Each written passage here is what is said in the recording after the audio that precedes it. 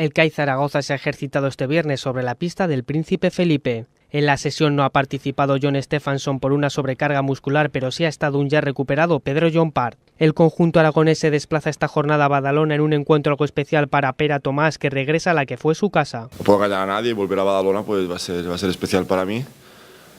Y bueno, y con muchas ganas, ¿no?, de volver allí. Pero bueno, aparte de todo esto, pues es un partido más de la Liga y hay que intentar sacarlo y va a ser complicado, ¿no?, porque está haciendo las cosas muy bien el Juventud este año y además ahí en casa. Un rival complicado y que marca la prestigiosa línea del playoff, objetivo que, en caso de vencer, los rojillos dejarían prácticamente sentenciado. Esto yo creo que cualquiera lo ve, ¿no?